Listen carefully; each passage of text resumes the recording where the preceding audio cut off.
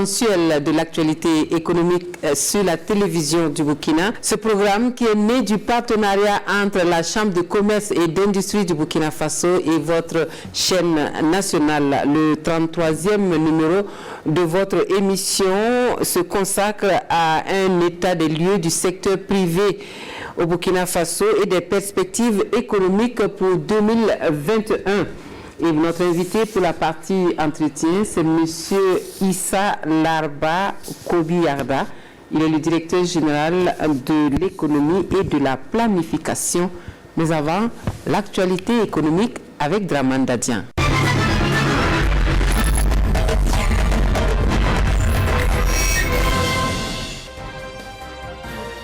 Cette signature de convention consacre l'opérationnalisation du Fonds de développement agricole logé à la BADF, la Banque agricole du Faso. Espérant l'appui financier des partenaires pour la mobilisation de 15 milliards de francs CFA aux fins de financement des micro-entreprises agricoles, l'État burkinabé fait le premier pas avec 2,250 milliards de francs CFA. Ce fonds se veut un instrument financier spécifique avec un taux d'intérêt de 5% à la disposition du monde agricole. 2021 est aussi une année au grand défi pour le BGTI, Burkina Gold Trading International, un comptoir d'achat d'or issu des exploitations artisanales et semi-mécanisées. Avec son réseau d'une soixantaine de collecteurs d'or brut, le BGTI entend passer de 60 kg d'or exportés en 2020 à 1500 kg d'or en 2021, soit plus de 300 millions de francs CFA à verser dans les caisses de l'État au titre des royalties. Cette entreprise, qui intervient dans l'achat et la vente d'or au Burkina depuis 2020, dit s'inscrire dans le commerce de l'or de manière légale. De quoi améliorer l'économie burkinabé affectée par la maladie à coronavirus. Pour minimiser l'impact économique du Covid-19, des réformes s'imposent. D'abord des mesures de faveur fiscale annoncées pour plus de résilience, puis la relance de l'activité économique. À présent, l'État a besoin de ressources pour un nouveau départ. Ce qui induit des modifications et innovations fiscales contenues dans la loi de finances gestion 2021. Par exemple, la TAF, la taxe sur les activités financières, qui concerne le secteur bancaire et financier. Le Burkina Faso est désormais dans la perspective d'une industrialisation qui va relancer l'économie nationale. De nouvelles unités industrielles voient ainsi le jour et celles en souffrance tournent à nouveau. À noter de belles perspectives économiques donc pour cette année avec les innovations fiscales de la loi de finances gestion 2021. Voici pour vous les performances économiques nationales avec Rasman Zoundi et Dramane Dadian. «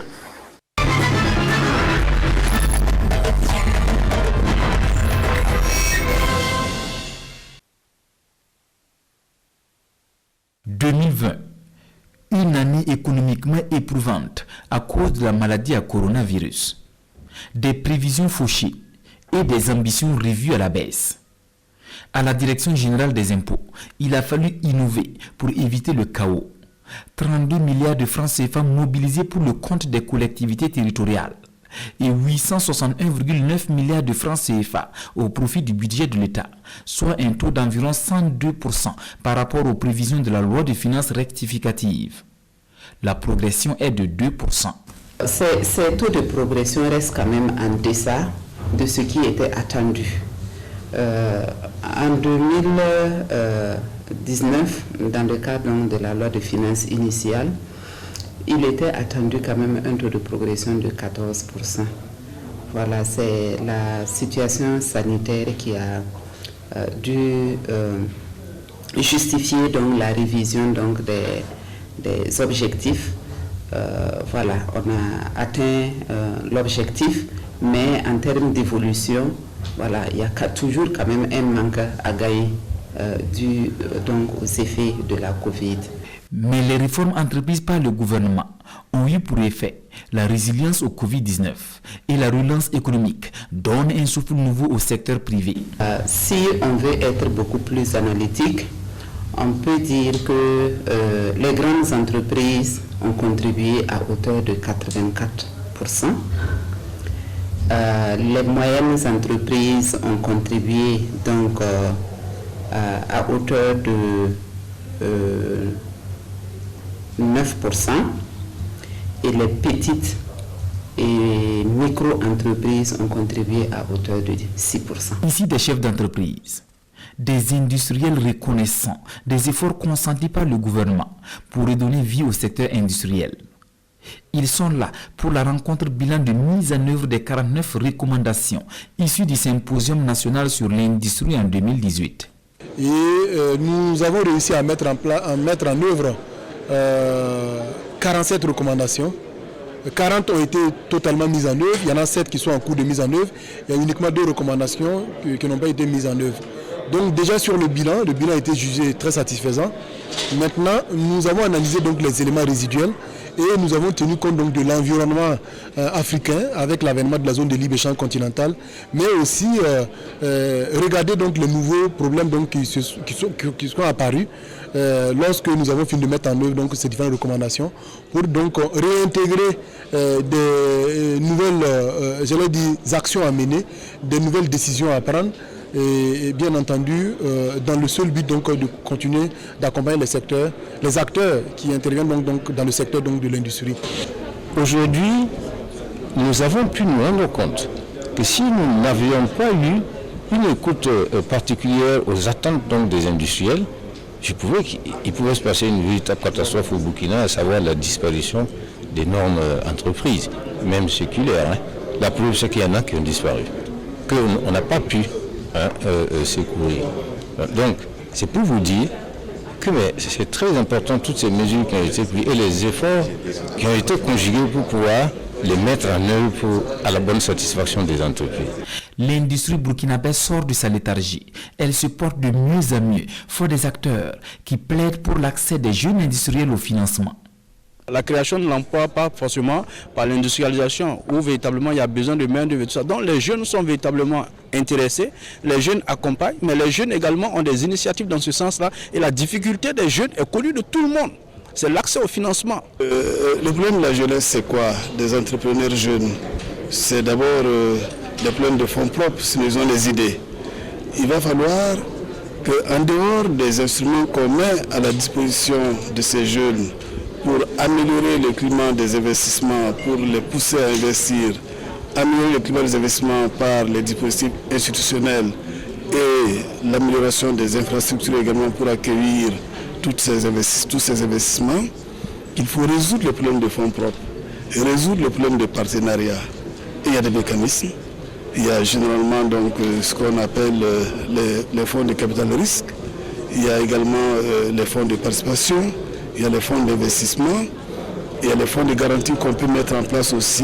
Et le ministre de l'Industrie de réitérer le soutien du gouvernement à leur côté pour faire du Burkina un pays industrialisé à l'horizon 2023. En 2023, nous visons donc de porter à 25% donc, le taux de transformation de matières premières locales. Si nous faisons ce travail, nous sommes un pays industrialisé. Et c'est un objectif donc, qui est poursuivi. Et à la lumière donc, des entreprises qui ont bénéficié des avantages de cours des investissements et qui ont commencé donc, à les mettre en œuvre, à la lumière donc, des projets que nous avons vus à travers donc, les demandes d'implantation, à la lumière donc, des projets que nous avons vus sur le terrain en train d'être mis en œuvre, nous pensons que sur les filières que nous avons identifiées, si nous continuons donc cette dynamique-là, nous allons réussir donc à atteindre donc, les 25% de transformation donc, de ces matières premières-là et nous allons nous retrouver en 2023 pour dire que nous sommes pays industrialisés. Le prochain combat, c'est de dire sur la liste des pays interviewés, quel type de classement donc, nous allons obtenir donc, dans les années qui vont se suivre. L'industrialisation est une priorité. Mais les autres secteurs d'activité seront aussi soutenus pour être plus rentables. Les modifications et innovations de la loi de finances gestion 2021 visent l'élargissement de l'assiette fiscale à l'image de la TAF, une nouvelle taxe sur les activités financières.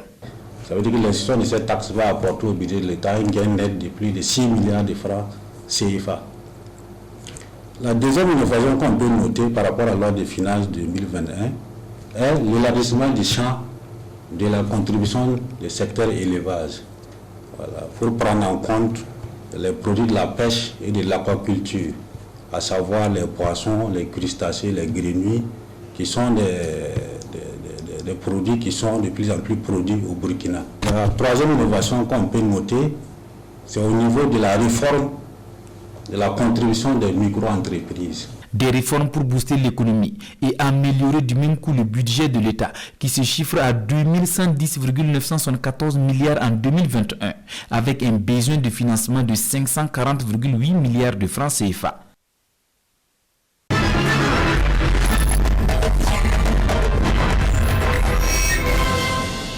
Place maintenant à l'entretien et comme je vous le disais, notre invité du mois c'est Monsieur Larba Issa Kobiagda. Il est le directeur général de l'économie et de la planification. Bonsoir Monsieur Kobiagda. Bonsoir Madame Dani. Bienvenue sur le plateau de Ecomag. Alors première question, comment s'est portée l'économie burkinabé en 2020, Monsieur le directeur général? Merci beaucoup pour cette question. L'économie nationale s'est très bien comportée en 2020. Quand je dis très bien, c'est parce qu'elle s'est montrée suffisamment résiliente au regard donc des différents chocs donc, que connaît notre pays. Si vous prenez, vous avez le choc sécuritaire qui était déjà là. En plus de ce choc, maintenant, vous avez le choc sanitaire qui est venu aggraver davantage donc, la situation des finances publiques. De façon globale, l'ensemble des secteurs, le primaire surtout, a été suffisamment résilient, ce qui a permis nécessairement d'avoir donc une croissance positive. Alors cette croissance positive, on la situe pour le moment entre 1,5% et 2,5%, parce que nous aurons un dernier cadrage à partir de mars, qui va permettre de stabiliser donc la croissance globale. Okay. Est-ce qu'on peut avoir des chiffres parlant de croissance et d'indicateurs? Oui, de façon globale, l'indicateur majeur que nous retenons, c'est le taux de croissance, qui montre donc la création de la richesse au niveau national. À côté de cet indicateur, il y a l'indicateur donc de l'inflation, qui montre un peu plus ou moins de façon globale comment les prix ont progressé, ce qui agit sur le pouvoir d'achat donc des ménages. Et à ce niveau, nous avons quand même une progression relativement lente, même s'il y a une progression comparativement à l'année passée où on avait un taux d'inflation négatif. Cette année, on a un taux d'inflation positif, mais qui reste en deçà de la norme donc prescrite donc, dans le cadre des critères de convergence de l'UEMOA. On peut dire donc que le Burkina Faso, dans ce sens-là, sur l'ensemble des critères, il y a un certain nombre de critères qui ne seront pas respectés, notamment le déficit budgétaire, du fait de l'augmentation à la fois des dépenses et de la diminution des recettes de l'État. Le déficit a été un peu plus creusé qu'avant, ce qui ne facilite pas forcément la bonne perspective telle qu'on l'avait souhaité avec la loi de finances initiale. Alors, pour être précis maintenant, parlant de perspective de 2021, quelle est la tendance qui se définit? Est-ce qu'il y a de l'espoir ou bien est-ce qu'il faut craindre encore le pire quand on sait que la crise sanitaire liée au coronavirus n'a pas encore dit son dernier mot? Alors oui, c'est vrai effectivement que le constat qu'on fait aujourd'hui, il y a eu donc un rebond en termes donc, de cas à un moment donné, mais cette dernière semaine également, on constate effectivement une baisse, mais même avec donc, les questions de variantes, mais il y a quand même de l'espoir parce qu'il y a le vaccin qui est effectivement aujourd'hui en train d'être utilisé dans beaucoup de pays et qui permet donc davantage donc, de limiter les effets liés au confinement et surtout ce qui aggrave surtout donc, la situation économique. Au niveau national, il y a de l'espoir parce que le plan est dans sa deuxième phase effectivement de mise en œuvre. L'État a pu donc faire une évaluation déjà des mesures de soutien qui ont été apportées urgemment avec la déclaration de son Excellence Monsieur le Président du Faso. Maintenant, il s'agit donc d'aller dans une deuxième phase de mise en œuvre d'un plan de riposte qui accompagne l'ensemble des acteurs pour les rendre suffisamment résilients et permettre donc de tirer la croissance à un niveau plus haut. Selon nos estimations, on devrait avoir une croissance donc entre 5,5% et 6% pour 2021 si la situation est maîtrisée. Au niveau mondial également, le constat est clair, la dernière perspective économique développée par le FMI situe donc la croissance mondiale autour donc de 5,5%, ce qui est un peu plus ou moins donc dans une bonne perspective pour nous. Alors on va parler de résilience maintenant, vous avez évoqué cela il y a quelques instants. Alors, quelles sont les stratégies de résilience indiquées vraiment pour le secteur privé burkinabé quand on sait que l'État a déjà fait beaucoup et continue de faire, le secteur privé, notamment la Chambre de commerce et d'industrie, multiplie les actions également dans ce sens-là. Quelle est la bonne formule de résilience pour le secteur privé burkinabé? Alors, au niveau du secteur privé, on doit faire donc le constat sur deux angles. Il y a ceux qui sont donc du privé formel, qui ont donc des mécanismes de résilience qui leur permettent donc de mettre cela rapidement en œuvre. Et il y a le secteur privé informel, où ces acteurs-là, généralement, disposent de moins d'instruments pour les permettre donc de ressortir rapidement face à un choc. Parce que pour ces acteurs, lorsqu'un choc survient, généralement, ils perdent un peu ce qu'on peut appeler le capital permettant donc de les rendre productifs par la suite lorsqu'il y a reprise. C'est surtout pour ces acteurs qu'il faut développer donc des mécanismes assez directement pour les permettre donc de pouvoir reconstituer le capital de départ. Mais il y a que de façon globale pour l'économie, on devrait davantage inciter les Burkinabés à aller vers la consommation endogène. Ce qui rendrait beaucoup plus donc notre système productif, notamment le secteur privé, qui produit un certain nombre de biens destinés donc aux consommateurs burkinabés en priorité, mais qui, d'autres biens sont destinés effectivement à l'exportation, qu'ils puissent trouver déjà donc de la demande solvable. Et le rôle de l'État, c'est aussi donc de capaciter les ménages à travers un certain nombre d'instruments pour les permettre donc de pouvoir consommer. Sur cette base, lorsque les perspectives sont très intéressantes, l'investisseur n'a tout autre intérêt qu'à investir puisqu'il recherche donc une certaine rentabilité.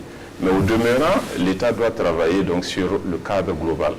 Parce qu'on peut comprendre que la Covid a un peu mis à rude épreuve un certain nombre d'entreprises, notamment leur trésorerie, et même donc l'épargne pour certaines entreprises. L'État doit trouver donc des instruments pour faciliter.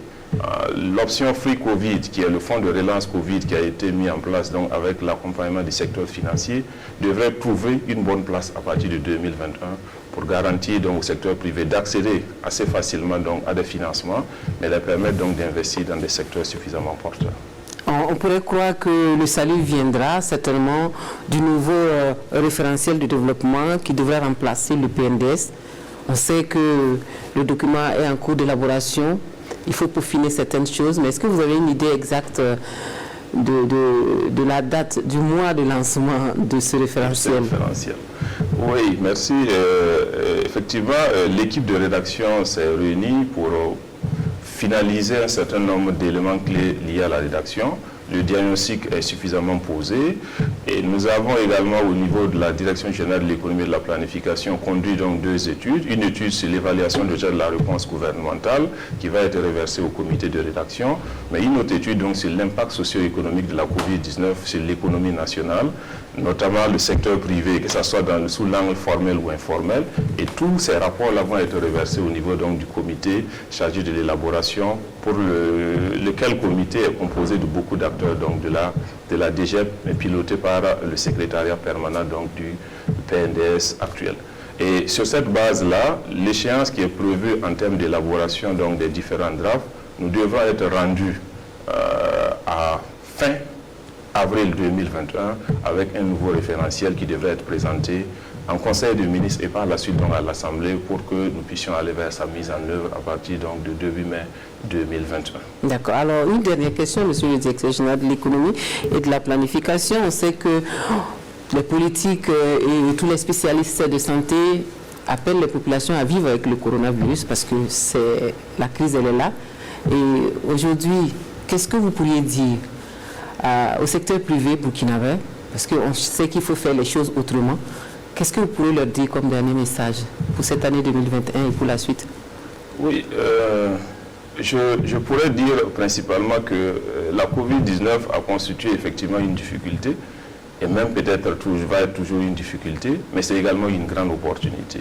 Une grande opportunité déjà pour le secteur privé d'agir donc sur un certain nombre de leviers, notamment donc la digitalisation, qui permettrait certainement d'accroître la productivité de ce secteur.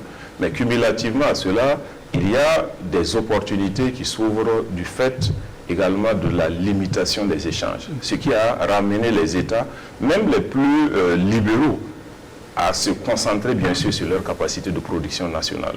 Donc le secteur privé devrait trouver donc ce maillon-là pour davantage agir sur les mécanismes donc de production au niveau national. Il est certes vrai que l'import-export permet souvent de capitaliser en termes donc de revenus individuels, mais l'industrialisation devrait être donc le pas qui devrait nous garantir qu'à moyen et long terme, même si l'économie subissait un autre choc, on ne va pas le ressentir comme on l'a ressenti pour cette année. Surtout que le marché national est là et porteur aussi. Exactement. Le marché national existe.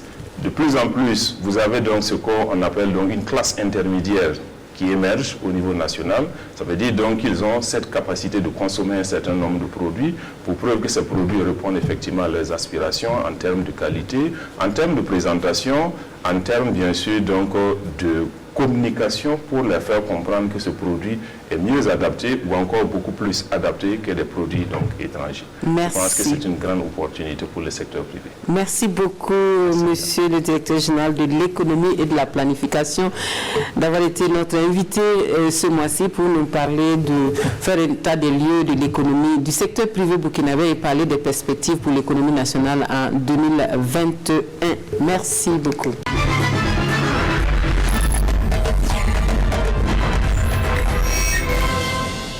À présent, l'agenda économique, voici les manifestations prévues pour la période de février-avril 2021. Nous avons le Forum international arabo-africain pour l'investissement qui se tiendra du 24 au 26 mars 2021 à Djeddah.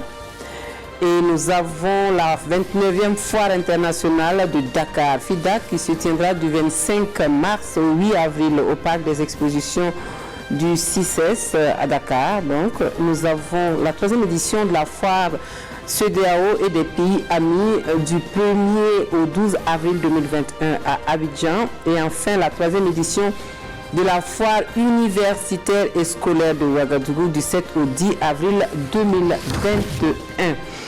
C'est tout donc pour Ecomag, votre magazine économique sur la télévision du Burkina. Merci de nous avoir suivis. Votre magazine pour ce mois-ci a fait l'état des lieux du secteur privé burkinabé et évoqué les perspectives économiques pour 2021. Une fois de plus, merci à ce partenariat entre la Chambre de commerce et d'industrie du Burkina Faso et votre chaîne nationale qui donne naissance donc à ce programme. Excellente soirée à tous et à bientôt pour d'autres actualités économiques sur la télévision du Burkina. La Chambre de commerce